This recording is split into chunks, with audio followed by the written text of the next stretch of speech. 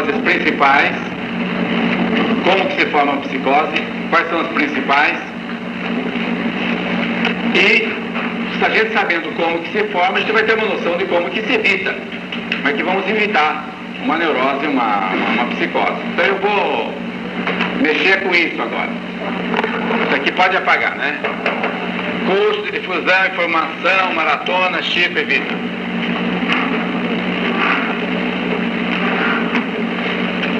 Aí quase que levei um pouco. Bom,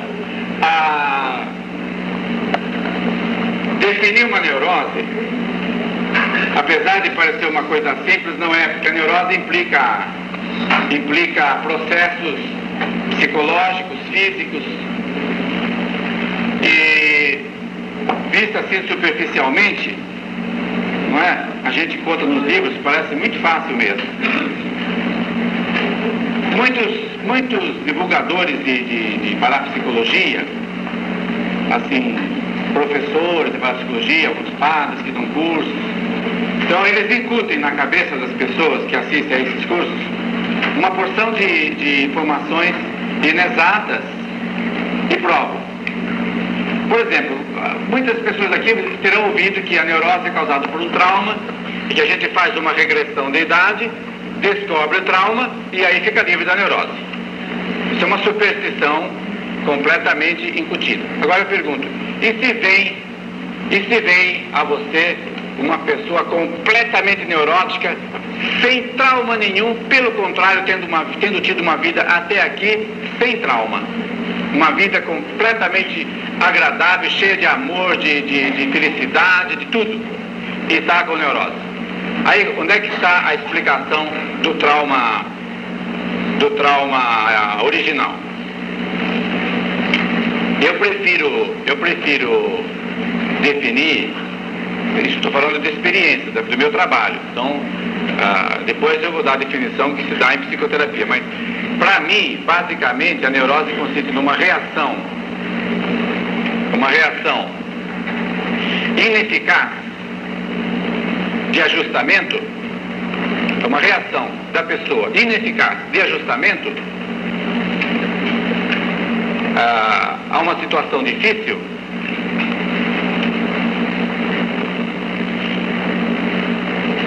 uma reação ineficaz de ajustamento a uma situação difícil ou uma ameaça, situação difícil ou ameaça, não é?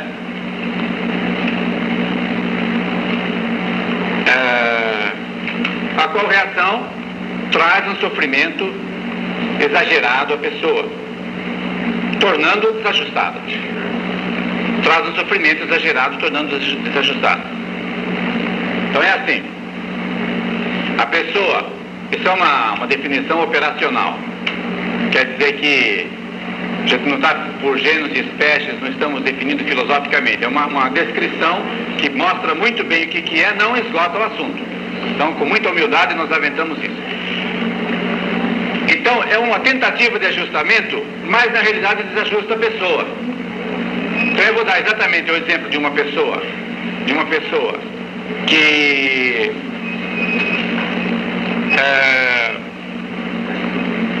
está altamente neurótica por não ter tido nenhum trauma. Vou dar esse exemplo. Mas por que está falando neurose e psicose? Porque toda gente que procura uma ajuda vai lá, você tem a pronto-socorro, tirando esses casos espetaculares de crise, que já falei, temos que ver um pouquinho o que pode estar por dentro dela. Então, por isso que nós vamos entrar, não para ensinar vocês a serem terapeutas, mas para poder depois saber o que está acontecendo e encaminhamento. Inclusive, mas minha paróquia é pobre. Existe um grupo também, assim como tem alcoólatras anônimos, tem um grupo de neuróticos anônimos. As pessoas se reúnem, conversam e assim vão melhorando nas suas neuroses. Não paga nada. Isso aí não tem aí lugar que não se possa criar um grupo de neuróticos anônimos. Eu conheço cidades pequenas que tem. Todo mundo conhece do mundo, mas tem. Hein? Tem, né? Temos lá onde? Então, Mato Grosso, lá no fim do mundo vocês têm.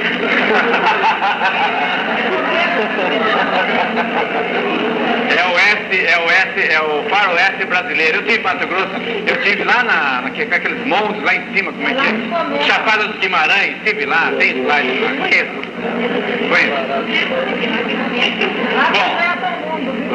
conhece o mundo. Bom, você é mato-grossense? Ah, bom. Ter respeito, eu não sei, não estou desrespeitando. Estou falando da realidade. Quando a gente sai do Brasil, chega em Mato Grosso. Agora,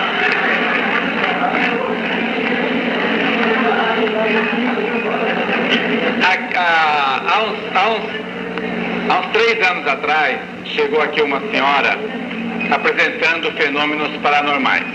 Assim, fazendo uma listinha dos fenômenos que ela alegava. Primeiro, a aliança dela estourou no dedo, aliança de ouro, em vários pedaços, inexplicavelmente. Segundo, ela olhava para uma planta, a planta secava. Toda a trepadeira da casa dela secou. Mal olhava. Agora vocês calculem a dose de energia que ela estava soltando para secar uma trepadeira. O cachorro dela rosnava para ela. Deram um vidro de água benta para ela benzer a casa por causa de fenômenos assim que acontecia de assombração. Ela colocou o vidro em cima da geladeira, o vidro explodiu. Então ela estava super tensa, super nervosa, com aquilo que o padre Quevedo chama, como é que é, tem hemorragia, depois tem telerragia. Não, hemorragia é psicorragia, então não é telerragia. Outro dia eu misturei Pierre Cardin com Teilhard de Chardin, parece que ninguém percebeu.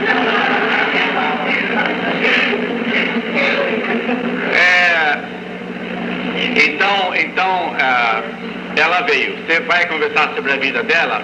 Perfeito. Uma pessoa que foi criada, nasceu em berço de ouro, de um lar muito amoroso, muito bom. Agora, o que aconteceu? Era uma família de diplomatas.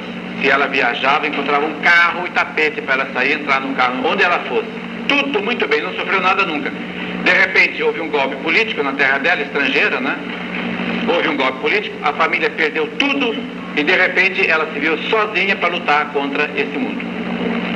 Ela estava totalmente despreparada para viver no mundo de hoje.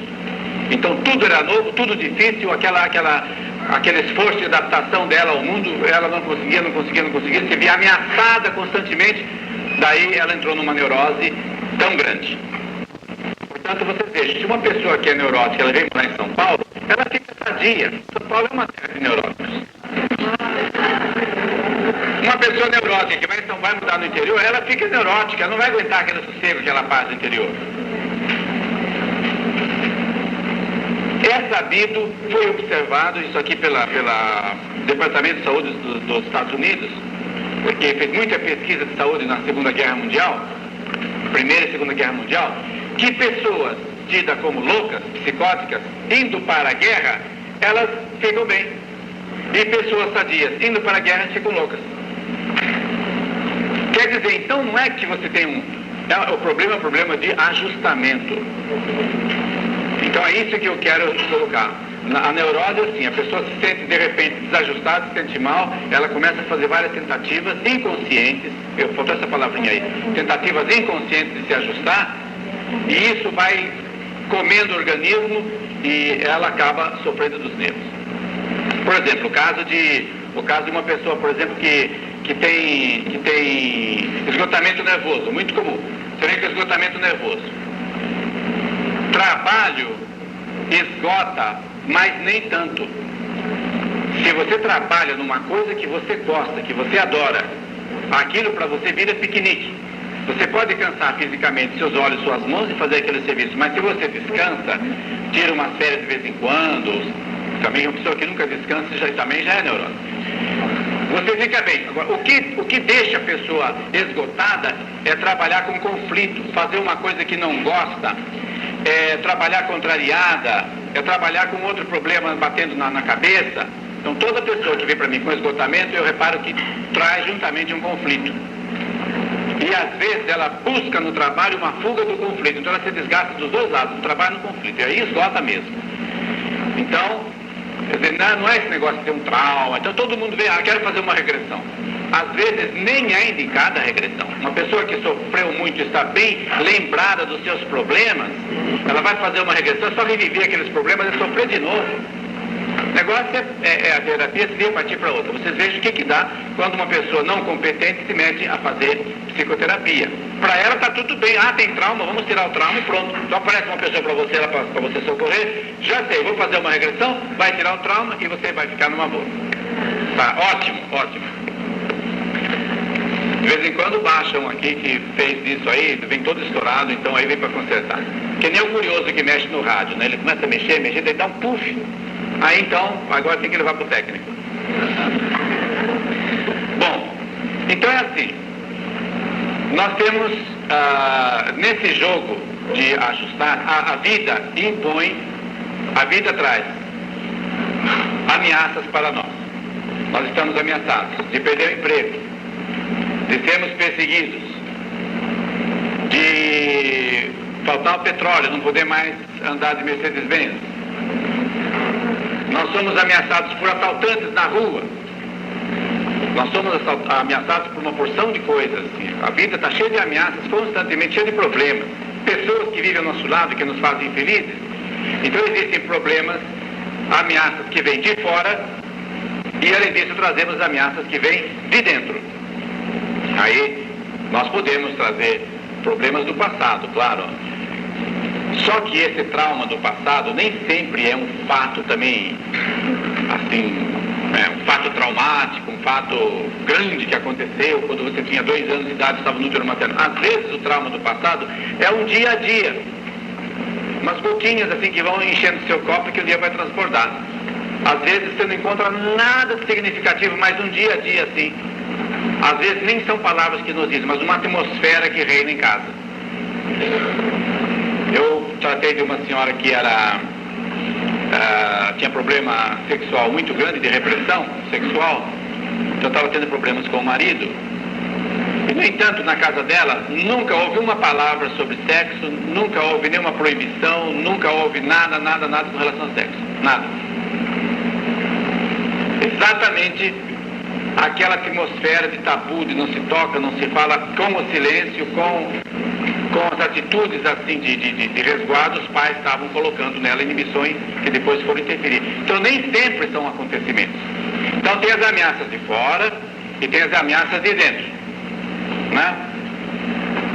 Então esse, de um lado as ameaças, de outro lado a resistência da pessoa em suportar essas ameaças ou de encontrar uma solução para essas ameaças. Então o jogo, as ameaças de dentro e de fora e a força da pessoa.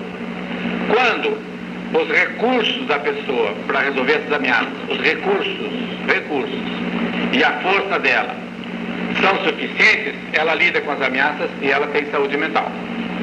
Quando os recursos dela não são suficientes, as ameaças prevalecem, ela começa a ter reações de medo, reações de angústia, porque ela está sendo ameaçada e ela não está sabendo resolver aquilo.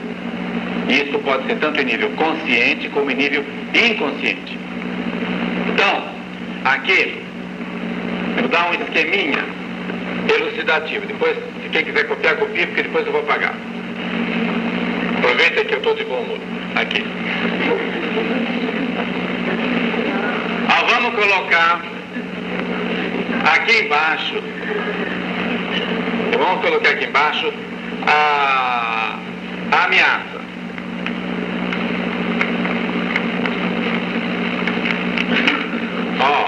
Ameaça, perigo, stress.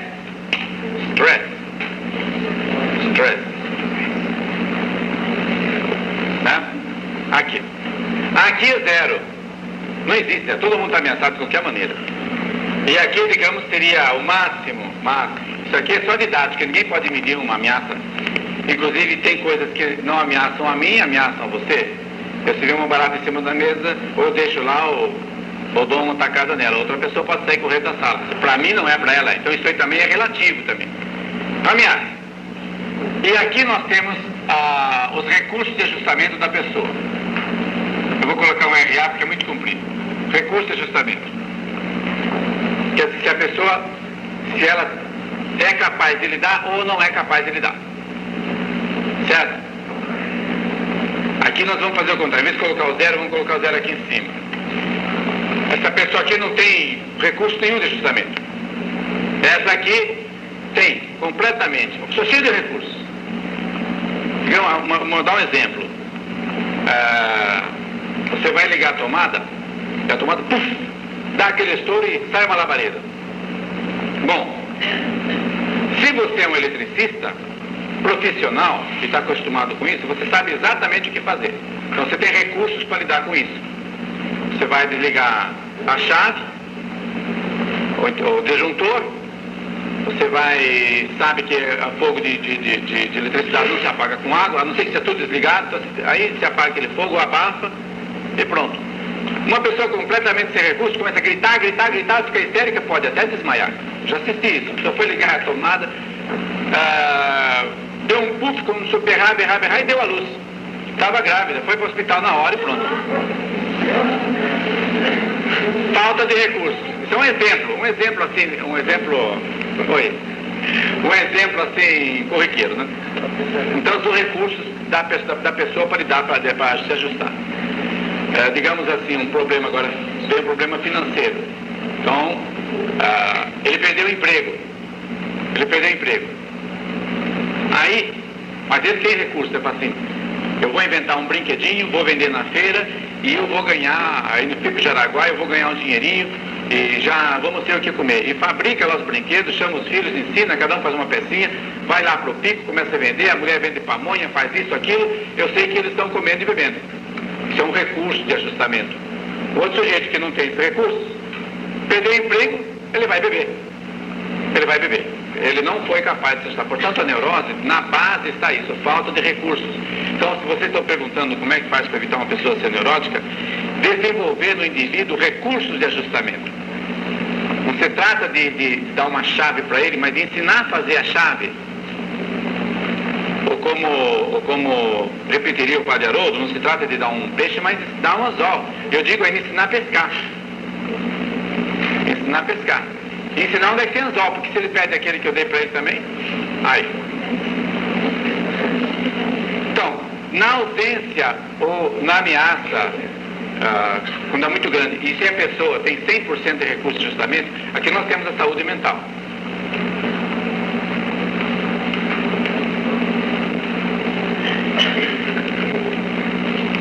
Então nós temos saúde mental.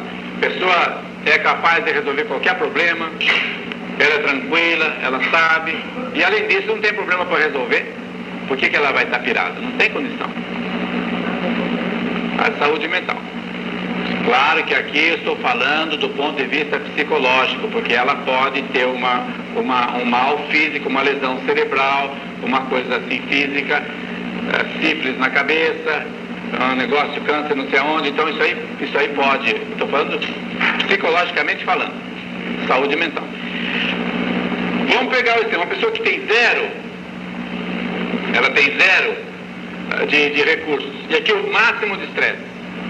Essa pessoa vai para a loucura, porque ela não, aparece um problema de dificuldade, não sabe o que fazer, ela fica perdida, é demais para ela. Então aqui nós temos a psicose.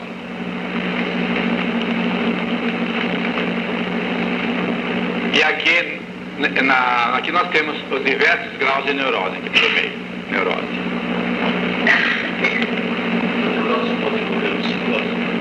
Você pode incluir uma psicose? Evoluir? Pode. Porque, como eu falei, a neurose é uma tentativa de ajustamento. Como a pessoa não tem recursos, digamos assim, em casa o clima é assim de botar a culpa, fazer a pessoa se sentir culpado, né?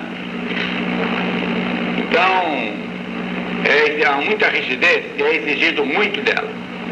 Então, eu estou constantemente se sentindo culpada por não ter feito uma coisa. Agora, a pessoa viver com culpa é uma coisa pesada, é uma pessoa diferente.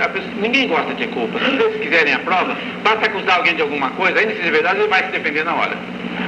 E muita coisa que nós fazemos é para salvar o nosso ego, parecermos bem. Ninguém quer parecer mal. Ninguém gosta de culpa. E às vezes a pessoa tem que conviver com o sentimento de culpa. Então, o que o inconsciente dela faz? Ela fala assim, eu vou te purificar. O consciente não fala desse jeito, mas é claro que não fala. Mas a gente tem didaticamente, faz de conta que ele está falando. Eu vou te ajudar. Você vai lavar sua mão toda hora e a lavação de mão vai tirar sua culpa. Então a pessoa começa a lavar a mão, lava a mão, lava a mão, lava a mão, lava a mão e não para de lavar a mão. E aí não tira o sentimento de culpa. Mas ela está sempre lavando. É a neurose de lavar a mão. É a neurose de lavar a mão, que é muito comum. Pilatos não lavou para tirar a culpa dele? Pois é. É um exemplo perfeito de um mecanismo inconsciente para salvar a pessoa do sentimento de culpa. Então, aquela definição que eu dei é uma reação de ajustamento, mas que não ajusta, desajusta. E faz a pessoa sofrer. Por que é neurose? Porque ela está na realidade. Ela sabe perfeitamente que aquilo não funciona, ela simplesmente não consegue evitar e ela sofre. Agora o psicótico não. O psicótico aqui, quando esses recursos não bastam para salvar a pessoa, quando eles não bastam, aí ela sai da realidade, aí ela parte para o mundo da fantasia, porque a realidade fica muito pesada. Ela vai para o mundo da fantasia. Então aí ela resolve o problema diferente. Você vai conversar com ele. Eu sei do caso de uma senhora que ela queria ter mais, ter filho, não podia, e depois veio uma série de coisas, o marido abandonou, isso, aquilo, então ela saiu. E a compensação que o inconsciente dava para ela era ter filhos, né? Olha, você vai ter filho todas as noites. O inconsciente, entre aspas, falava para ela, né? Então, como que vai a senhora, dona Maria? O médico perguntava de manhã. Ah, muito bem, doutor, tive 3 filhos essa noite. A pessoa, isso todo dia, isso é psicose. Agora, a pessoa que não conhece esses mecanismos, ela fala que isso aí é frescura, que precisa de uma surra, que isso aí é falta, não sei do que fazer. Inclusive há psiquiatras que falam para as mulheres que isso é falta de homem. Se homem resolver esse problema desse jeito, então as prostitutas não ficariam, não seriam as mais ajustadas da paróquia. Se isso aí fosse. Tem uma certa razão, quer dizer, quando a vida afetiva vai bem, tudo vai bem. Quando a vida afetiva vai mal, tudo vai mal. Mas às vezes um conselho desses, que é constantemente dado por muitos psiquiatras, muitos dão esses conselhos, achando que tudo se resolve assim, aí, então, complica, porque às vezes vai criar outros problemas para a pessoa. Inclusive ela pode ter uns 3 filhos numa noite. Agora, então esse é o esquema básico. Agora, para ficar completo, eu diria que eu vou colocar os números das neuroses, onde é que está o psicossomático, onde é que está as paranoias. Mas, como eu falei, nós não temos tempo de entrar muito, basta esse esquema geral. Seria a neurose. É a neurose. Depois eu vou falar. Na histeria a pessoa está na realidade, ela não sai da realidade. Depois eu vou falar. Então aqui fazendo agora assim uma representação gráfica dessa realidade, vocês imaginem uma prensa, né?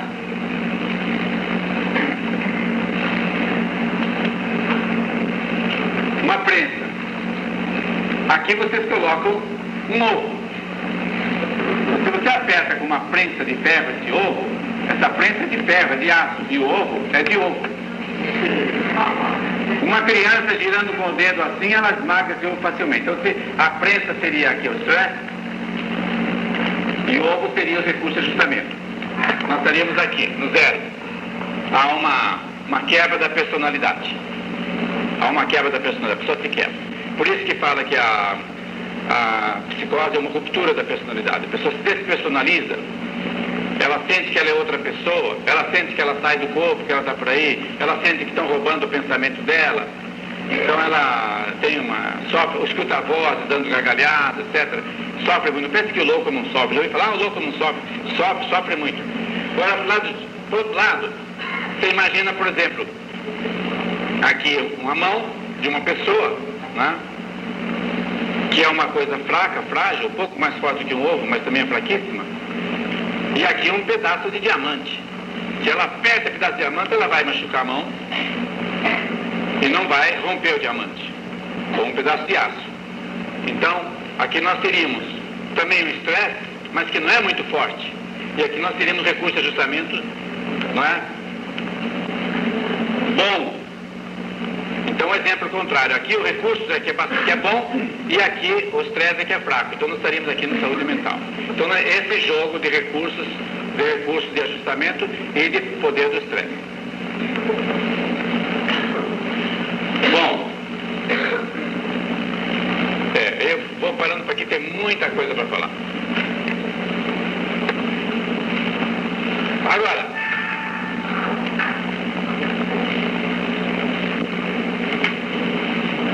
vamos pegar assim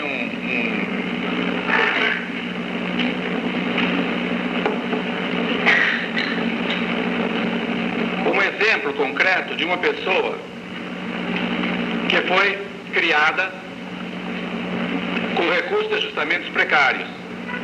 Vocês vão analisar a história da pessoa que te procura, o neurótico. Você vai encontrar lá uma série de coisas pequenas colocadas na vida dele, que se você está trazendo trauma grande, você não vai encontrar. Mas se você prestar atenção a pequenos detalhes, você vai perceber. Eu fiz terapia de uma pessoa que padecia de dor de cabeça constante, uma dor de cabeça insuportável. Fez diversos eletroencéfalos, fez tomografias da cabeça, não acusava nada. E os médicos mandaram fazer exame de estômago para ver se alguma coisa gástrica que estava dando de cabeça, então encontraram gastrite, alguma coisa assim, que é doença psicológica. Gastrite é doença psicológica. Gastrite, como é que é? Estomatite, colite, essas coisas. Então, ele veio para fazer tratamento comigo. E essa pessoa, que não importa quem, fez regressão de idade, fez hipnose, fez conversa, passou acho que uns 2 meses aí no CLAP com consultas diárias. E a dor de cabeça não cedia. Encontrei-se uma pessoa muito equilibrada, encontrei-se uma pessoa sem trauma nenhum, mas sem nada, um ambiente de família até bom, amoroso, pais piedosos, não encontrei nada. Então eu fiquei meio assim perdido. E aí eu resolvi, inclusive essa pessoa falou para Quevedo, que não estava adiantando nada, para Quevedo falou, olha, talvez você mudando de terapeuta, você às vezes acha que não acerta com o terapeuta, né? Muda, quem sabe se você acerta. E ele disse, não, eu dei bem com o Godoy, eu vou continuar mais um pouquinho e vamos ver se resolve. E me falou isso. Eu rezo muitas vezes durante a terapia, eu rezo para Deus me inspirar, o que eu vou fazer. E de vez em quando ele atende. Desculpa. Aí eu percebi que ele tinha tendência a rigorismo, ao perfeccionismo. E eu resolvi trabalhar a área do perfeccionismo. A ele ser uma pessoa mais flexível, mais maleável. Porque a pessoa perfeccionista, ela impõe sobre ela própria tantas regras, tanta coisa, que a vida dela fica insuportável. Então eu comecei a trabalhar na quebra do perfeccionismo. Eu falei, eu acho que você é muito perfeccionista, vou tentar quebrar um pouco da rigidez, porque se a tensão, o rigorismo traz tensão. Se você for menos tensa, aí, quem sabe? Eu falei, tá bem, você aceita que eu faça isso, eu vou fazer por hipnose, vou botar na sua cabeça para ser um pouquinho mais assim solto. Aceite. Eu gravei uma fita de relaxamento, parece que essa pessoa ouviu conscientemente, aprovou, achou que estava bem, portanto não estou fazendo lavagem cerebral, botando as minhas ideias que ela concordou, e comecei a minar o rigorismo. Depois de uma semana a dor de cabeça cedeu. Aí ficou mais uns 15 dias sem consultar, só para ver se a dor de cabeça voltava, não voltou. Aí eu fui embora e eu recebi um cartão agora de Natal dizendo que estava bem. Então, quer dizer, vocês vejam, uma pessoa que tem uma infância boa, família boa, mas é o rigor. Qual foi a ameaça? Aquela ameaça do rigor. Tem que acertar, não pode errar. O que os outros vão dizer? Você tem que fazer certinho. Olha isso aqui está errado, isso aqui não pode ser. Olha isso que fizeram. Então essa polícia dentro criava um estado de tensão tão grande que começou a dar dor de cabeça. Vocês vejam como que pode ser essa ameaça interna da pessoa. Como é que pode ser essa ameaça interna? Então tem uma porção de jeito de ameaça. Então, foi um tipo de... Eu falei de ameaça. Como é que a pessoa reage contra essa ameaça? Normalmente, agora já vem um pouquinho de Freud aí, que estuda psicologia, vai se lembrar, antes da pessoa cair na neurose, se ela não tem condições de resolver o problema efetivamente, não é? Por exemplo, no caso dele, ele podia falar assim, eu estou rigoroso demais, espera aí, vamos lá, nem tanto a mar, nem tanto a terra. Ele podia ter feito isso antes de consultar um psicólogo, gastar tanto dinheiro, mas precisou de uma ajuda, porque ele estava naquilo e nem percebia, nem eu percebi depois de tanto tempo.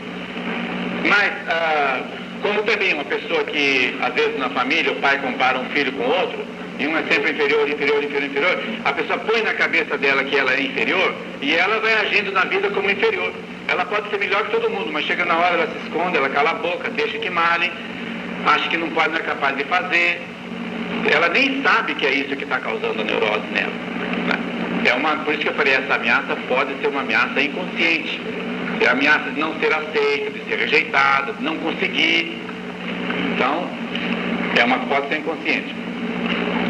Agora, quando a pessoa tenta diversas coisas e ela não consegue resolver o problema, aí o ego dela, estou usando linguagem freudiana agora, de psicanalista, o ego dela fala assim, vou resolver para você. A sua solução vai ser de fuga. Você vai beber. Então, de repente, ela começa a sentir uma necessidade grande de beber. Ou então ele fala, vai ser de fuga. Você vai contar bastante piada, dar muita risada, ser bem irresponsável, ser bem alegre, não vai mais ligar para isso. Então fica aquela pessoa assim, alegre, responsável e que não liga para nada. Ou então o inconsciente dele pode dizer, você vai sonhar, você vai pensar. Então ele começa a inventar uma opção de coisas maravilhosas que podem acontecer. Tem gente que mente e você chega até, e até ela própria acredita na mentira dela, mas vive num mundo de fantasia. Ela sabe que é fantasia, mas na hora ela acredita e vai. Eu conheci não sei se era neurose, porque não foi cliente, foi colega. Ele, assim, a gente começava a contar, porque olha que laranja grande, falei, isso não é nada. Olha, não é piada, eu conheço a pessoa, e se você falava para ele que era mentira, ele ficava furioso. Falei, isso não é nada, na minha terra, Espírito Santo, laranja é tão grande que não dá para encher de suco inteira, fica de suco cheio de suco só pela metade.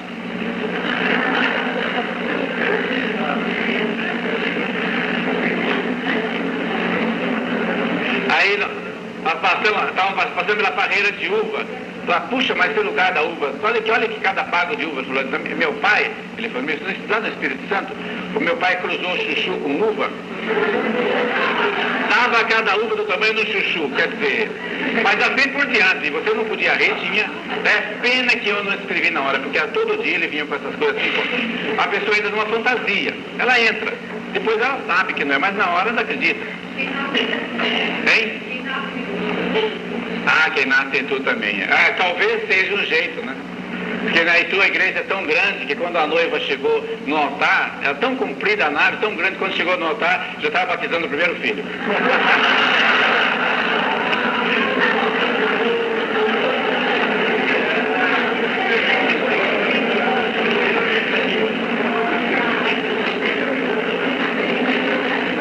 Uma vez eu fui aí, tu estava na farmácia, fui lá comprar qualquer coisa. Aí estava esperando e uma menina falou assim, me dá um vidro de esmalte. Aí vieram com um garrafão. Dá um melhoral, vieram com tamanho pizza. Aí elas saíram, eu falei, como é que vai ser o meu sabonete? Aí a menina, o coleguinha falou assim, você não ia comprar mais nada? Eu ia comprar um supositório, mas fiquei com medo.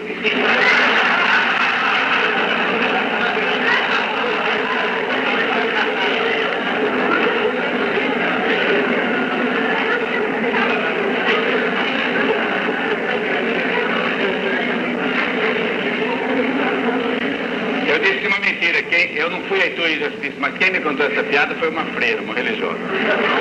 Mas é uma piada muito santa.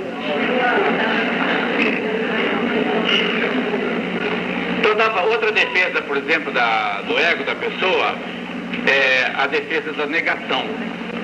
Negar o problema.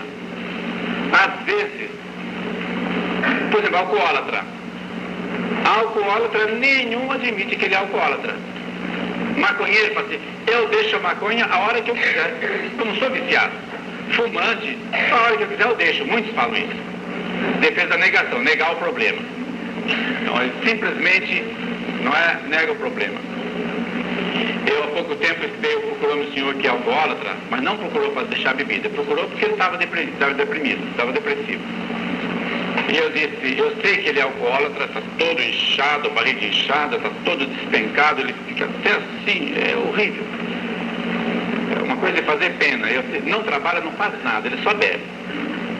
Aí ele estava me falando dos problemas dele. Professor, não tem problema de bebida? Não tem. Mas aí da sua família me falaram que você bebe 10 cervejas só na parte da manhã. Cerveja não é bebida. Cerveja é o mesmo que água. Então ele nega. Então, isso aí acontece. Agora, se você quiser, afim, talvez o Padre Haroldo saiba dessa, mas eu aprendi outro dia. Se você quiser mostrar para o indivíduo que ele é alcoólatra, ele não aceita, se quiser mostrar para ele que ele é, você faz o seguinte desafio. Faz o seguinte desafio. Você escolhe uma bebida. É um jogo. Escolhe uma bebida. Qual que você quiser.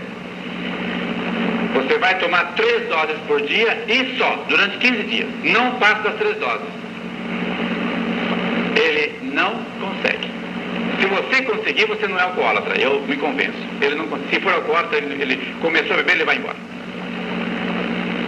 Agora, se você vê alguém numa mesa, bebe um copo de cerveja, daqui a pouco toma um pouco de Coca-Cola, também não é alcoólatra. Porque um alcoólatra nunca vai tomar um copo de água, uma coisa em cima de uma bebida, ele vai entrar direto. A pessoa que toma bebida é a pessoa que bebe socialmente. Mas isso aí é uma digressão. Então, a defesa da negação, a pessoa nega o problema. Ela simplesmente não. Ou então nega assim, ela não quer saber, não quer ver, não quer pensar no problema.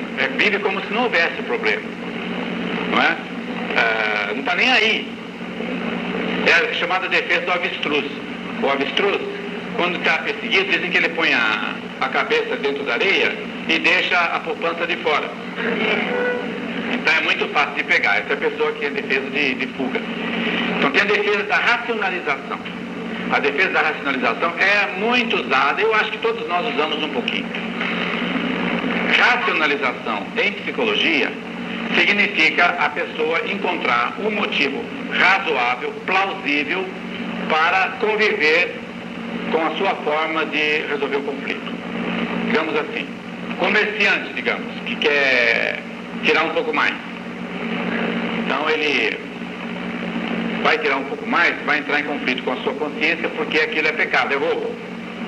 Então ele racionaliza assim, ele fala, isso não é roubo, porque é apenas 2 gramas de cada um, não vai fazer mal para ninguém. Com isto eu vou prosperar, vou poder servir melhor a minha comunidade. E também todo mundo faz assim. Comerciante que não faz isso é tolo. E todo mundo já sabe que é assim. Portanto, isso aqui não é pecado.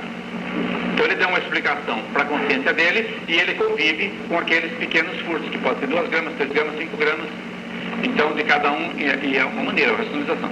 Ou então, por exemplo, um educador que é muito casto, super casto, mas que tem assim um conflito muito grande, porque ele precisa ter uma curiosidade ou necessidade de explorar sobre a questão de sexo. Então ele fala, bom, eu estou vendo esse filme erótico, porque eu tenho que formar a juventude e tenho que saber o que eles estão vendo. Está ótimo.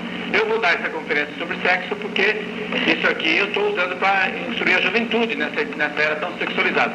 Então quando você vê, ele só está vendo filme, lendo livro, falando de sexo constantemente. Mas se você vai conversar com ele, não, eu estou formando a juventude. Nós temos aí um exemplo de racionalização. A pessoa encontra uma explicação que ela gosta e mediante essa explicação, então, aí ela vive em paz com ela mesma e encontra uma forma de resolver seu conflito. Chama-se tem 2 facetas, o limão doce e a uva verde. Tem aquela parábola da raposa e as uvas, né? Que a raposa pulava para pegar o cacho de uva que estava do lado de cá, do muro, e não conseguia. Aí quando ela viu que não conseguia, estava cansado, nem pulava mais, falou, também está verde. Isso é uma racionalização. Ela encontrou uma explicação para se desinteressar, já que o ego dela estava deprimido, uma vez que ela fez uma tentativa, foi frustrada, não conseguiu. Então, para sair bem com o seu próprio ego, ela falou. Ou então você, dadas as crises atuais, é obrigado a trocar de carro. Então, se tem um carro bom, tem que troca de carro todo ano, cada ano vai para um carro inferior. Mas então você troca o carro, você arruma, isso que é bom, não sei o que, aguenta mais, isso, tem mais autonomia. Você encontra uma porção de explicações para você ficar bem com o seu carro. É a reação do limão doce.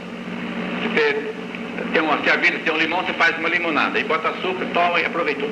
Então, são exemplos de racionalização. Nós todos fazemos de alguma forma. Agora, ela chega a ser neurótica quando a pessoa começa a encontrar explicações, assim, mirambolantes e faz coisas mirambolantes. Aí nós estamos numa neurose.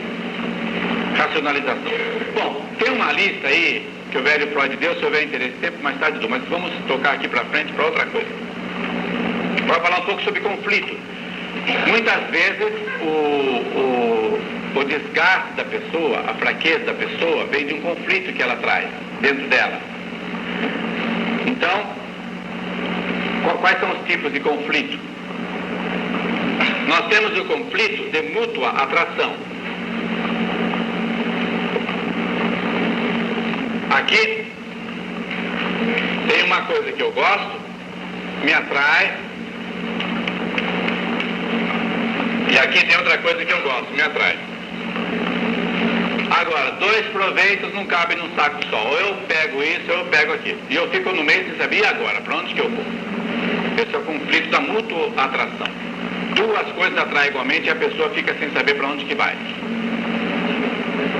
É o exemplo de uma pessoa, por exemplo, que quer casar, encontra-se a mulher que seria ideal para ele, como digna de fiel, trabalhadeira, culta, bonita, exatamente a mulher que ele sabe que foi talhada para ser a mãe dos filhos dele. É com essa que ele quer casar. Mas, por outro lado, tem outra que tem uma atração física muito grande, que ele não aguenta. Mas essa aqui não tem atração física. É uma mulher boa, mas não é completa. Agora, essa aqui tem tudo.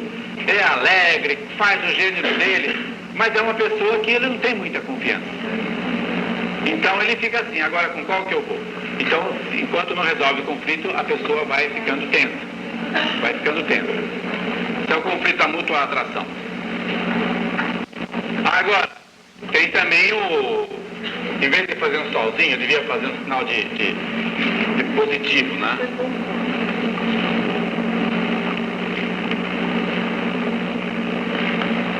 Tem o conflito da mútua repulsão. Isso aqui é a pessoa que está entre a cruz e a espada. Quer dizer, ele está ameaçado pelos dois lados. Os dois lados não são bons para ele. Ou para cá ou para lá. É que nem aquele que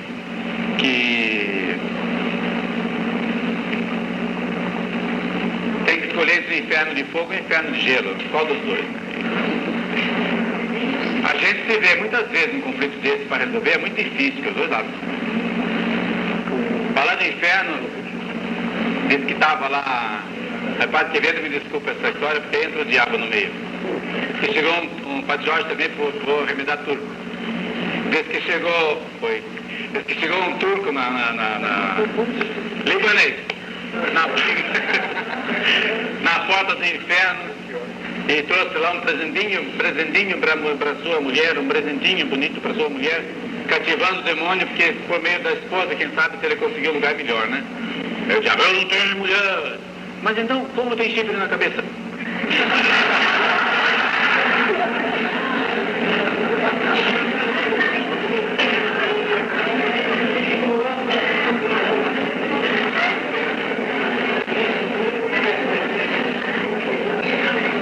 Mas também tinha o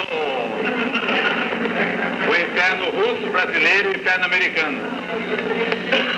No inferno russo, máximo de calor. Sei quantos 10 milhões de Fahrenheit, nem sei se existe. Inferno americano, mesma coisa. O inferno brasileiro, mesmíssima coisa, mas a fila para o inferno brasileiro estava assim, todo mundo em fila para entrar. A fornalha está quebrada, eles não consertam, e o dono da fornalha foi tomar um cafezinho. E o pessoal está acostumado com fila, então estão batendo papo aí.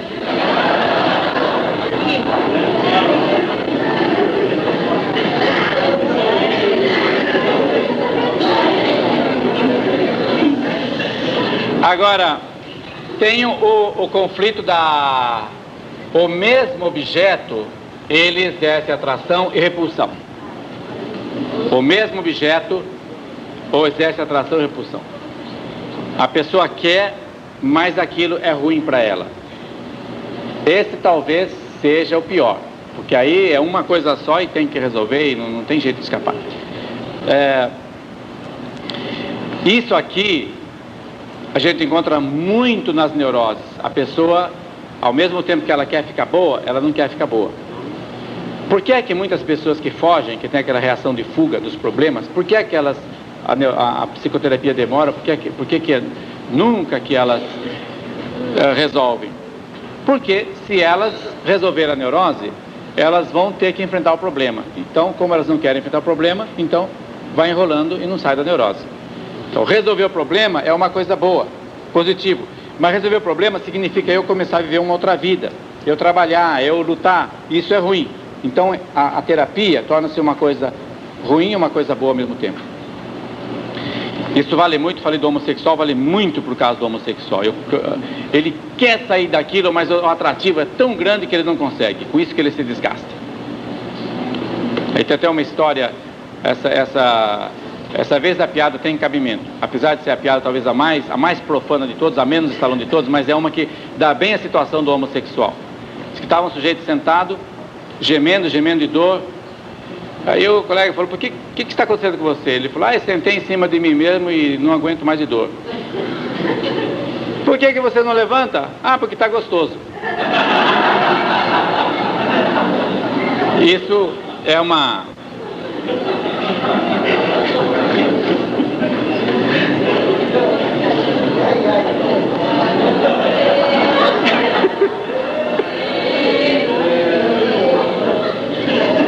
Padre Quevedo me fez um gesto assim que depois não sei o que é.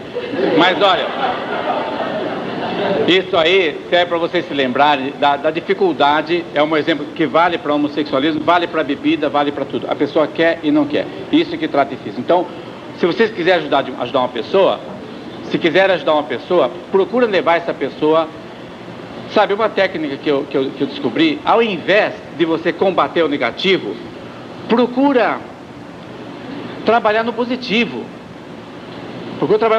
Eu fui religioso e eu acho que uma falha muito grande na formação dos religiosos, dou a minha mão palmatória, se alguém puder me mostrar ao contrário, não sou cabeçudo, eu me glorio de ser flexível. Mas na vida religiosa, na prática, a gente insiste muito mais no negativo do que no positivo. Você malha, por exemplo, tem quartinho de caridade todo dia para dizer os defeitos da gente.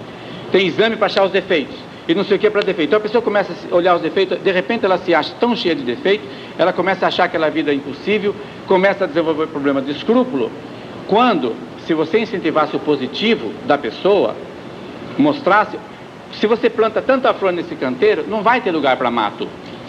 Então nas terapias eu procuro incentivar a parte positiva. Por exemplo, no caso do homossexualismo, digamos, mostrar o lado bom do outro lado, o que ele vai lucrar, o que ele vai ganhar. Então ele fica olhando para ali e ele vai para lá. Se você está numa bicicleta aprendendo, se olha para o poste, você vai no poste. Então por que não olha para a rua? Quer dizer, insistir no positivo. Gente, isso é fundamental. Isso a gente não vê fazer muito. Num tipo de maratona que eu ofereço, as pessoas entram, elas sentam assim ao redor e eu coloco um banquinho, ou então uma mesa. E eu faço cada pessoa subir na mesa e falar das suas qualidades. A pessoa sua, transpira e se julga evidências. Tem gente que nem sabe quais são as próprias qualidades. E depois desce de lá se sentindo bem e fala, puxa vida, como é gostoso saber que eu tenho alguma coisa que preste. É uma coisa que faz bem para a pessoa. Incentivar as qualidades. Né? Padre Armando Cardoso, jesuíta, que é um homem santo, no meu conceito, de todos os jesuítas, ele é um homem que sabia fazer isso. Ele pegava, uma vez eu falei, Padre Cardoso, eu não consigo ter devoção a Nossa Senhora, eu vou direto com Deus, coração de Jesus, todo mundo fala, esse negócio de Maria, não é comigo. Eu pensei, agora eu vou levar a maior bronca, né? Porque ele vai falar, imagina, onde se viu um jesuíta que não tem devoção a Nossa Senhora? Ele falou, então você vai ser o promotor da devoção ao coração de Jesus aqui no noviciado. Você vai promover essa devoção. Pega os livros aí, vê onde que tem, dá trabalho para eles fazerem, vou te nomear oficialmente. Me nomeou oficialmente promotor da devoção ao coração de Jesus. Quer dizer, é uma pessoa que sabe aproveitar o que a pessoa tem de positivo. Cada pessoa, o bêbado que está caído na rua, ele tem alguma coisa boa dentro dele. Você precisa despertar isso e favorecer isso. Por isso que eu falo que a terapia que cura é o amor. Agora então, falei dos conflitos. Agora vamos, o que é que geralmente causa estresse na pessoa? O que é que causa ameaça na pessoa? Então, isso agora eu vou falar isso então nos 20 minutos que me restam.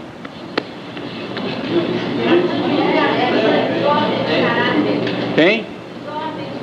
Eu sabia. Eu queria ver o Padre Bento de mãos ao alto, falei que tinha 20 minutos. Desordem, amiga.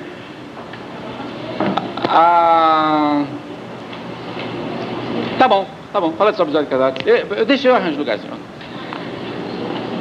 Todos nós, todo ser existente sobre a face da Terra e fora da Terra, tem necessidades naturais para que ele permaneça aquilo que ele é, na sua natureza.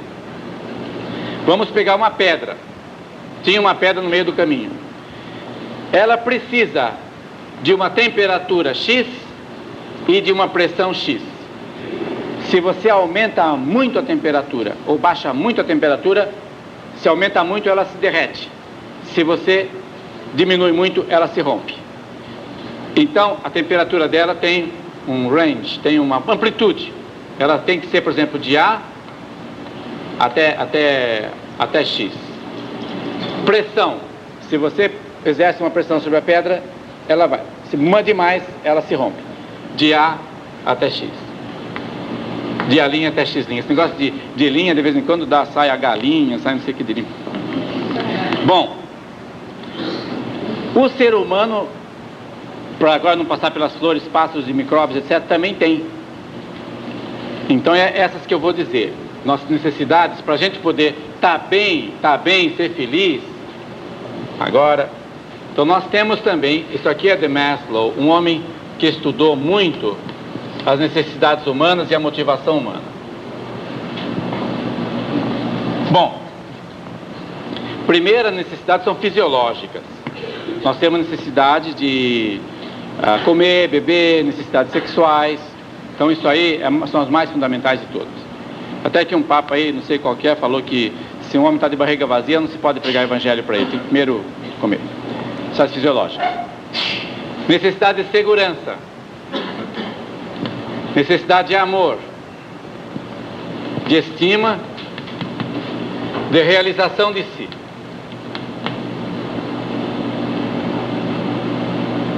Quer dizer, se uma pessoa não se realiza,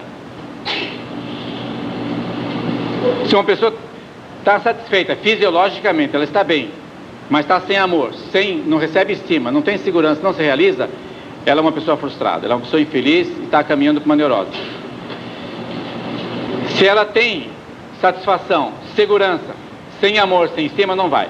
A última de todas, a coroa, será a realização de si. Nós temos talentos. Cristo até contou uma parábola sobre isso. Você tem que fazer render aquilo que você tem. Em termos assim de filosofia, aí depois quem quiser explicação, pergunta para os padres. Nós temos que nos levar da potência ao ato. Não é? Temos que atualizar a nossa potencialidade. Em outras palavras, quem tem dons para música tem que trazer isso à tona. Quem tem dom para literatura tem que trazer isso à tona. Cada um conforme o seu dom. Como diz a Bíblia, cada ser conforme a sua espécie, crescer e multiplicar-se. Agora, uma necessidade que o Maslow indicou, não colocou na escala, mas ele indica também, é que o ideal, às vezes por um ideal, que pode ser religioso, uma pessoa joga tudo isso fora. Segurança, amor, estima, tudo, para viver de acordo com o seu ideal. E eu acrescentaria, não sei se o Maslow fala disso, mas as necessidades de Deus, todo mundo tem. Você não vai encontrar uma cultura, um povo que não cultua, que não tem um ídolo, uma coisa assim que elas cultuam. É uma coisa instintiva no homem. Não é um fato isolado, é do ser humano. E note uma coisa curiosa, quando a pessoa abandona Deus, abandona a religião, ela começa a cair em superstições homéricas. Bom, isso aí eu podia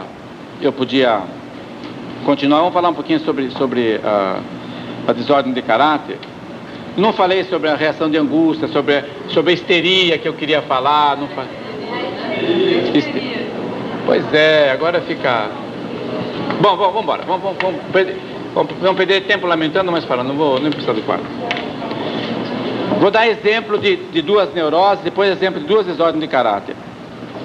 E depois de duas psicoses. Então tem 1 minuto para cada uma.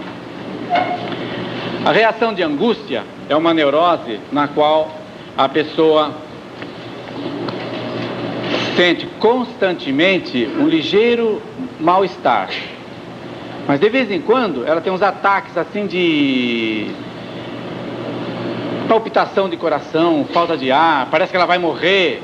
E às vezes acontece de noite, ela está dormindo, acorda assim, sobressaltada. E ela acha que vai morrer. Nós temos aí uma reação de angústia. É uma neurose. Ela tem uma ameaça inconsciente que ela não sabe qual que é. Para ela tudo está bem. Ah, eu estou bem, tenho um bom marido, tenho filhos, tenho segurança, mas me acontece isso. Inconsciente. E essa é uma reação que a gente tem quando fica ameaçado. Se entra um leão aqui do imposto de renda, todo mundo sobe em cima da cadeira e o coração bate. Isso é uma reação, é uma resposta a uma ameaça. Reação de angústia, uma neurose. Agora pulando a depressiva, pulando a histeria. Freud chamou a histeria de conversão. Mas não é conversão ao cristianismo, conversão a isso, aquilo. A pessoa converte energia física, não, energia psicológica em energia física. Ela converte um problema psicológico em problema físico. O que significa isso? Significa que ela apresenta uma doença física e não tem nada. Pode tirar o exame que quiser, não tem nada. É reação de conversão. Por exemplo, eu atendi uma vez uma senhora que saiu do convento, mas ela não quis voltar ao convento, porque a vida fora era melhor. Também não quis deixar de ser religiosa, porque ela gostava de ser religiosa. Quer dizer, olha o conflito aí. Ela quer duas coisas que não se compõem, mútua atração. Então não voltou para o convento e não assinou as demissórias. As superiores então informaram que ela estava irregular, que ela estava já fora, mas que ela tinha que dar baixa. E ela não assinava. Passou 1 ano sem assinar. O dia que ela assinou, o braço ficou paralítico. Foi onde ela me procurou. Estou paralítica do braço direito. Quando que aconteceu? Aconteceu quando eu assinei as minhas demissórias. O inconsciente dela está dizendo, olha, você fez uma coisa errada, viu? Você devia continuar freira. Agora também você nunca mais vai assinar nada, porque assim não tem mais perigo. Então, essa é a reação de conversão. A pessoa pode ficar surda, cega. Uma vez um oftalmologista, oculista, ele montou para mim um gabinete no consultório dele, não cobrava um tostão, me pedia para ir lá atender, para ajudar os casos que ele tinha, que eram casos completamente psicológicos. O mais engraçado é que a pessoa histérica é seletiva. Ela não escuta, mas se você derruba uma moeda, ela escuta. Ela não vê, mas se tem uma coisa que ela gosta, ela vê. É assim uma coisa seletiva. Então muita gente acha que isso aí é falsidade, não sei o que. Isso é reação histérica. Ou a pessoa, também vulgarmente, uma pessoa fala ficar histérica, uma pessoa que grita, desmaia, reações exageradas, ela não está sentindo tudo aquilo. Quer dizer, não tem motivo físico para ter aquele desmaio, aquela queda, dar aqueles gritos. Mas ela dá, psicologicamente. Há motivos. Agora vou dar exemplo de duas. A desordem de caráter não é nem psicose, nem neurose. É simplesmente a pessoa tem coisas que tornam o comportamento dela na sociedade incompatível. O relacionamento normal, sendo que ela nem é louca e nem é neurótica. O psicopata social, por exemplo, o sujeito que faz o que dá na cabeça dele e não dá confiança para ninguém, não dá bola para a sociedade, ele não sofre, ele está bem, está sempre na dele. Todo mundo sofre por causa dele. Eu conheço ele é vendedor, o sujeito é agradabilíssimo, está cheio de amigos, ele ganha dinheiro vendendo as coisas, né? Vende moamba. Agora, não tem escrúpulo nenhum, ele enrola até os parentes, amigos dele, vendendo coisa falsa, falsificando. Ele está num banquete de cerimônia, se ele quiser soltar o mau cheiro, ele solta, não está nem aí com ninguém. Eu vi esse homem fazer xixi no Corcovado, no meio daquela multidão toda, na gradinha do Corcovado. Se tivesse um guarda ali, podia até prender. E ele está muito tranquilo. Isso é desordem de caráter, é psicopata social. Não sofre, está bem, nesse caso pelo menos, não é neurótico, não é psicótico, não é? Fazer xixi na cama também é considerado uma desordem de caráter. A gente encontra isso em criança e encontra também isso, às vezes, em gente grande. Quem tem problema de filho, por exemplo, que faz xixi na cama, ou compra um cobertor, um lençol americano, que quando ele molha dá choque, ou então faz uma outra coisa, já que nem sei mais tão bem, uma vez foi inventado isso aí como tentativa, não sei se ainda continua. Ou então fazemos uma coisa mais tipo tupiniquim. Você mais ou menos descobre a hora que a criança precisa e levanta, acorda e leva para o banheiro. Ou então, mesmo que ela tenha feito já o xixi, acorda e leva para o banheiro. Então, ela vai acostumando a relacionar acordar com o xixi. Então, daqui a pouco ela passa a acordar antes de fazer o xixi. Então, isso aí é uma técnica. Acabou, Patrícia? Falta 1 minuto. Muito bem, não vai dar para atender as perguntas, mas se alguém quiser fazer, depois por escrito me entregar, eu vou dar um jeito de responder. Como negócio de cartão de visita, vocês todos têm endereço do CLAP, não tem telefone? Então, não precisa cartão. Você sabe, eu tô aqui, isso daqui, é isso aí. Mas se alguém quiser educar, eu vou deixar uns com o Chico. E essa fita que falei também. Tá, muito obrigado. Hein?